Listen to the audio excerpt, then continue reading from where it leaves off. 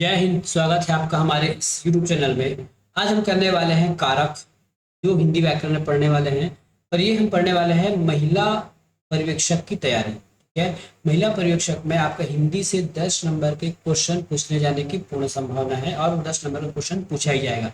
इसके लिए हमने एक फास्ट ट्रैक वीडियो ला रहे हैं, जिसमें हर आधे घंटे के लिए हर आधे घंटे के ड्यूरेशन में आपको एक विषय पर वीडियो मिलेगी। और ये वीडियो देखकर जाने से आपको बहुत सारे जो आपके वो क्या बोलते हैं, आपके जो फंडामेंटल क्लियर हो जाएंगे, है ना। कॉन्सेप्ट क्लियर हो जाएंगे कि क्या होता है। केवल क्वेश्चन रट कर कई प्रकार जो है क्वेश्चन रिपीट होने की संभावना कम होती है। और ले दे के 1 से 2% ही आपके प्रश्न रिपीट होते हैं, बाकी आपको नए नए प्रश्न देखने को मिलते हैं, नए नए शब्द देखने को मिलते हैं। यदि फंडामेंटल क्लियर हो जाएगा, यदि उसका जो कॉन्सेप्ट क्लियर हो जाएगा, तो आप कोई भी प्रश्न को आसानी से बना सकते हैं। आज का हमारा टॉपिक रहेगा कारक। तो चलिए आज हम चर्चा करते हैं कारक का। यदि आप महिला परीक्षा की तैयारी कर रहे हैं तो ये वीडियो आपके लिए बहुत कारगर साबित होगा। चैनल पर नए हैं तो पूरा वीडियो देख लीजिए, वीडियो पसंद आए तो ही चैनल को सब्सक्राइब कीजिएगा। ठीक है, चलिए आप बात करते हैं कारक। जो शब्द किसी शब्द की क्रिया का संबंध बताए वो कारक कहलाता है। सीधी सी एक बात। ठीक है। जो शब्द क्रिया का संबंध बताए, मतलब उस क्रिया को किसने किया है, उस क्रिया क्यों किया गया है, उस क्रिया से क्या अंतर आने वाला है, या फिर उस क्रिया का जो प्रभाव है वो किस पर पड़ेगा, क्या है, ये सब बताने वाला काम है हमारे कारक। ठीक है। यदि क्वेश्चन पूछ लिया जाए कि कारक से किसका संबंध है, तो कारक का संबंध सीधा सीधा क्रिया से। ठीक है। जो शब्द किसी शब्द के से क्रिया का संबंध बताए, जो शब्द किसी शब्द से क्रिया का संबंध बताए वह कारक होता है। या जो वाक्य में संज्ञा सर्वनाम को जोड़ने का काम करे वो हमारा, है ना, जो वाक्य में संज्ञा और सर्वनाम को क्रिया के साथ जोड़ने का काम करे वो कारक कहलाता है। राम ने सत्य की रक्षा के लिए रावण का नाश किया। है। राम ने सत्य की रक्षा के लिए रावण का नाश किया। इसमें एक शब्द है हाईलाइटेड, राम ने सत्य के लिए रक्षा। अब इसमें आपको बताना है कि इसमें सबसे पहले आपको क्रिया जोड़ना है। याद रखिए, जब भी आप कारक पढ़ने वाले हैं या फिर कारक पढ़ रहे होंगे तो आपको ये पता चलना चाहिए कि उसमें क्रिया क्या है, या फिर जब तक हम कारक में क्रिया नहीं ढूंढ पाएंगे प्रश्न हल नहीं होगा। कई बार ऐसा प्रश्न पूछा जाता है कि इनमें से किसमें कारक नहीं है। हाँ। कई बार प्रश्न ये पूछा जाता है कि निम्नलिखित में से किस वाक्य में, किस लाइन में कारक उपयोग नहीं हुआ है। तो ऐसा आप कब बता पाओगे, जब उसमें क्रिया अगर है ही नहीं। ठीक है। यदि क्रिया है ही नहीं तब की स्थिति में आप बता पाओगे कि इसमें कारक उपयोग नहीं हुआ। ठीक है। तो अब हम चलते हैं इस पर कि, राम ने सत्य की खोज के लिए, ठीक है, राम ने सत्य की रक्षा के लिए रावण का नाश किया। यहाँ सबसे पहले हम क्रिया देखते हैं, है ना। क्रिया हो जाएगा हमारा नाश किया, ये है हमारा क्रिया। ठीक है। इसमें कर्म क्या है, सॉरी, कर्ता क्या है, तो ये हमारा कर्ता। रावण जो देखिए क्रिया को करने वाला ही करता है। ठीक है। और इसका जिस पर प्रभाव पड़ता है वो हमारा कर्म कहलाता है। तो देखिए यहाँ पे कुछ कुछ शब्द हैं, देखिए ने, ना, की, के लिए और का, ये सब हमारे कारक कहलाते हैं। ठीक है। ये सब जितने भी शब्द हैं हमारे कारक कहलाते हैं। ठीक है। ये शब्द हमारे कारक कहलाते हैं। ये कहीं ना कहीं एक दूसरे से जुड़े होते हैं। आगे हम इसकी चर्चा करेंगे, आपको बहुत आसानी से समझ में आ जाएगा। अब हमारे ये देख लीजिए कि कारक 8 प्रकार का होता है। ठीक है। यहाँ कारक का नाम लिखा है और उस कारक की विभक्ति चिन्ह लिखी हुई है। हम कर्ता के लिए ने चिन्ह को उपयोग करते हैं। कई बार यदि ने उपयोग नहीं हुआ इसका मतलब वह शून्य है। ठीक है। कर्म के लिए हम को यूज करते हैं। करण से या साधन या माध्यम के लिए उपयोग होता है।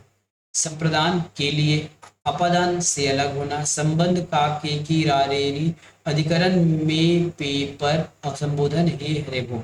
यहाँ ये याद रखिएगा, ये जो संबोधन वाला है मात्र यही कारक है जो शब्द के या संज्ञा के पहले लगता है। ठीक है। शब्द के पहले लगने वाला कारक मात्र एक है, संबोधन। बाकी शेष 7 कारक जो है हमारे शब्द के बाद लगता है।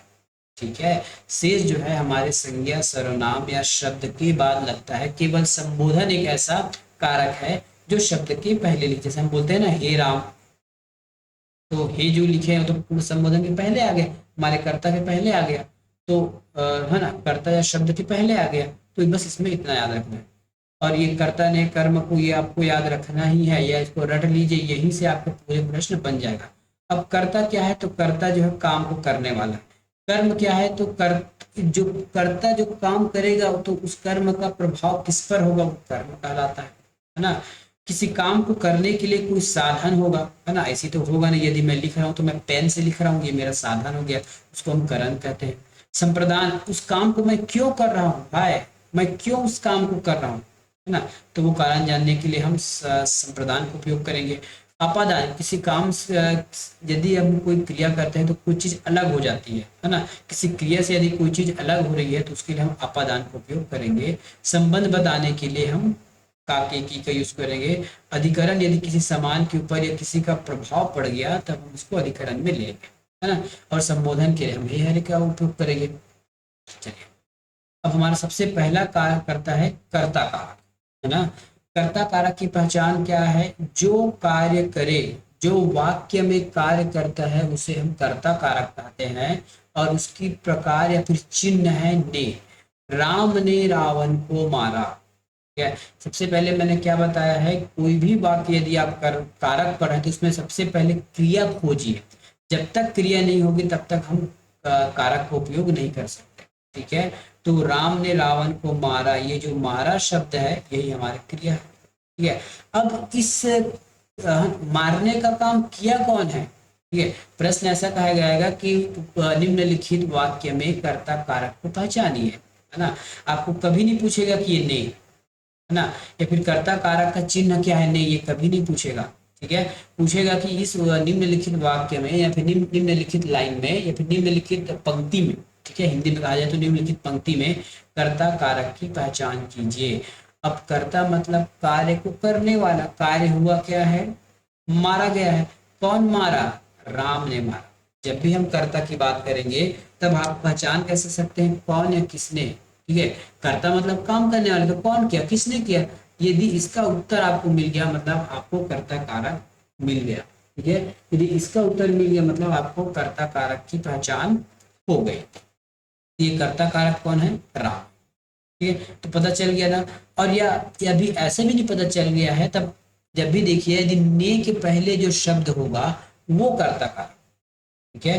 दो चीजों से आप कर्ता कारक को पहचान सकते हैं। सबसे पहले तो आपको उसमें क्रिया खोजना है, और उस क्रिया को किया किसने है ना, तो वो करता है।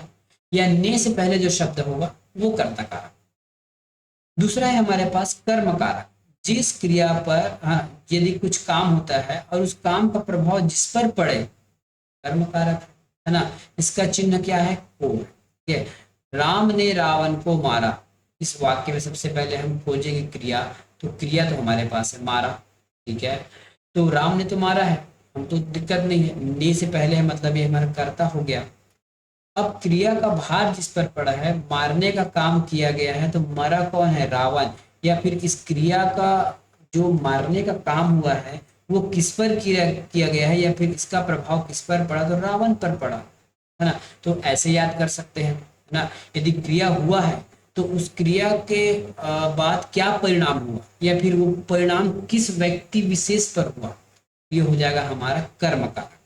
दूसरे जानने का ट्रिक है, को के पहले जो शब्द होगा वो हमारा कर्म कारक कहलाएगा, ठीक है। मैं इसमें आपको ज्यादा जानबूझकर कुछ भी आपको शब्द लिखवाने की कोशिश नहीं कर रहा हूँ, या फिर अधिक से अधिक वाक्य नहीं बता रहा हूँ।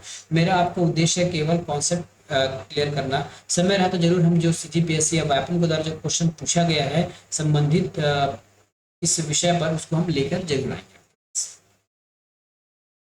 अब चलते हैं हम करण के पास। करण को मैंने क्या बताया था आपको, तो वो साधन, है ना। करण जो है साधन है, करण जो है साधन है। साधन मतलब किस साधन से उस कार्य को किया गया है, हाँ, किस साधन से उस कार्य को किया गया है। तो इसके लिए हमारा चिन्ह हो जाएगा सी द्वारा, ठीक है। राम ने रावण को बाण से मारा।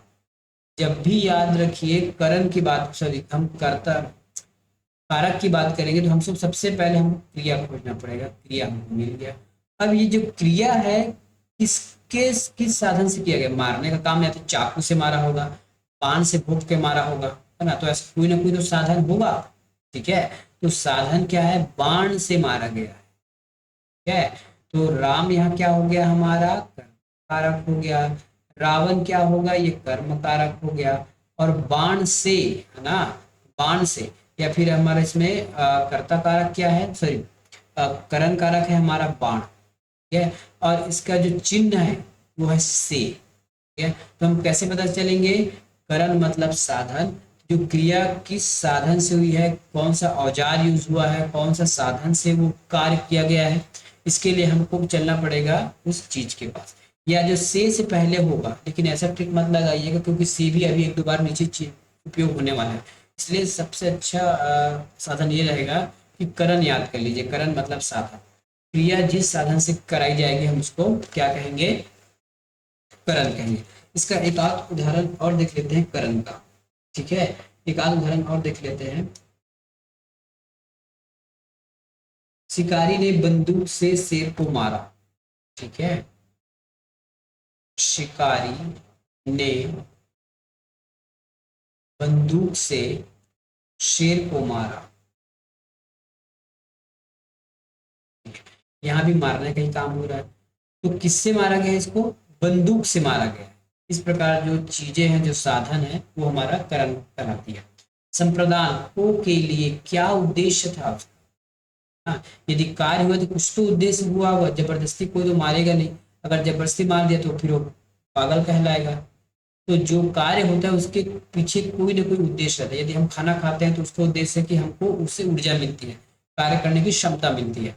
इसी प्रकार यदि मारने का काम हो रहा है या फिर कोई भी क्रिया हो रही है तो उसके पहले कुछ ना कुछ मोटो होगा, उद्देश्य होगा, कारण होगा, ठीक है।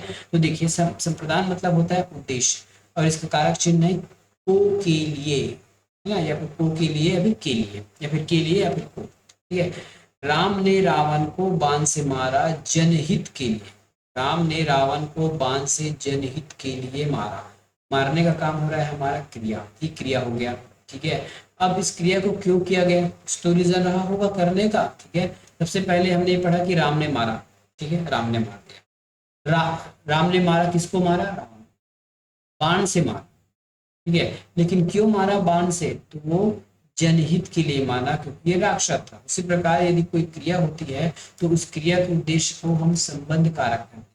यदि हमको इसका प्रश्न पूछा जाएगा कि संबंध कारक बताइए इस वाक्य का, तो इसका संबंध कारक है जनहित के लिए, है ना।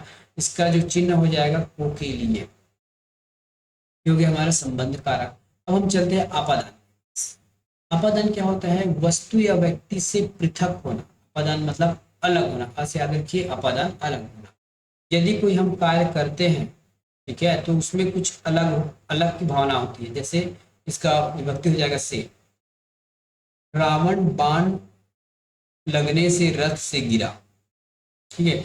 यहाँ क्रिया क्या हो रहा है, गिरा, है ना। और इस क्रिया से कोई दो चीज अलग हो रहा है, क्या अलग हो रहा है, तो रावण जो है बाण से लगने की वजह से एक चीज रावण हो गया, दूसरा चीज रथ हो गया। तो रावण रथ से अलग हुआ, ये हो गया हमारा अपादान। अब कई बार मैंने आपको बताया है कि से के पहले लगा देना, लेकिन यहाँ भी से है, यहाँ भी से है, इसलिए कभी भी इस प्रकार से याद मत रखिएगा, कॉन्सेप्ट याद रखिए, जल्दी समझ में आ जाएगा। बस इतना याद रखने, अपादान मतलब अलग होना, ठीक है। तो यदि नीचे में कोई चीजें हो तो अलग वाली जो बात है वो पता चल जाएगी, ठीक है। रावण बाण लगने से रथ से गिरा। अब संबंध में आ जाते हैं। वाक्य संज्ञा सर्वनाम से अन्य के साथ जो संबंध बताता है वो हमारा होता है संबंध कारक। इसका चिन्ह है का, की, रा, रे, री। विभीषण रावण का भाई है, ठीक है। विभीषण जो है राम का भाई है, ठीक है। एक यही एक कारक है, इसमें हमको क्रिया नहीं मिलेगी, ठीक है। संबंध वाले में हमको क्रिया मिलने की संभावना न के बराबर होगी। मैंने अभी तक बताया कि आपको कोई ना कोई क्रिया होगा, ठीक है, लेकिन जो संबंध होगा और संबोधन होगा, इसमें क्रिया नहीं मिल सकती है, ठीक है। तो विभीषण रावण का भाई है, इसमें तो कोई क्रिया है नहीं, केवल संबंध बता रहा है। तो ये बात यदि हमने बताया आपको शुरू से कि यदि कोई क्रिया ढूंढना है तो संबंध और संबोधन में आप क्रिया नहीं ढूंढ पाओगे। कभी कभी मिल भी जाएगा लेकिन इसमें पूर्ण संभावना नहीं है। इसमें केवल संबंध बताया जा रहा है, भीषण और रावण के बीच का संबंध है कि उसका भाई है। अभी होता है अधिकरण। क्रिया के आधार पर, स्थान पर, है ना, क्रिया का आधार या स्थान जिस पर कार्य हुआ है। पेपर, रावण रथ पर खड़ा है, खड़ा रहना भी एक क्रिया है। ठीक है, तो ये क्रिया किस पर हो रहा है, तो ये रथ पर हो रहा है। ठीक है, रावण जो है रथ पर खड़ा है, ये भी एक क्रिया है। ठीक है, रावण जो है रथ पर खड़ा है, ये भी एक क्रिया है। बंदर पेड़ पर बैठा है, ये भी एक क्रिया है। शेर जंगल में रहता है, ये भी क्रिया है। ठीक है, कोई जरूरी नहीं है कि मेज टेबल पर ही खड़ा हो, किसी स्थान पर भी हो सकता है, गांव में है, शहर में है, इस प्रकार से। ठीक है, तो इसमें हमको क्या मिला, क्रिया मिल गया। अब संबंध में चले जाइए, संबोधन में पुकारने वाली, पुकारने के लिए, बुलाने के लिए, आवाज देने के लिए हमने हे हरे को सुना जाता है। ठीक है, तो हे मुझे माफ करो, है ना, हे प्रभु, ये सब जो है हमारे संबोधन है। मैंने बताया था यार, ये संबोधन वाले में कारक हमारे शब्द के पहले या फिर वाक्य के प्रारंभ में स्टार्ट होता है। बाकी दो ऐसे कारक हैं जिसमें आपको क्रिया नहीं मिलेगी, उसमें एक तो संबंध हो गया, दूसरा, है ना, एक तो संबंध हो गया और दूसरा आपका संबोधन। संबोधन और संबंध में आपको क्रिया मिलने की संभावना नहीं होगी। ठीक है, अब कुछ ट्रिक देख लेते हैं, इसका पहचानने का ट्रिक क्या होगा। कर्ता जो कार्य को करता है, कर्म उस किए हुए क्रिया पर किस चीज पर प्रभाव पड़े, करण साधन क्या था काम करने का, संप्रदान उसका उद्देश्य क्या था कार्य का, अपादान कुछ अलग होने का बोध होता है इसमें, अधिकरण क्रिया के स्थान पर या समय पर, या संबोधन पुकारने के लिए। तो ये हमारे जो संबोधन है ना, एक और है हमारा संबोधन, संबोधन और एक और क्या पढ़ा था हमने, संबंध का। संबोधन और जो संबंध वाला है इसमें आपको क्रिया नहीं मिलेगी। ठीक है, तो मिलेंगे नेक्स्ट वीडियो में, तब तक के लिए धन्यवाद।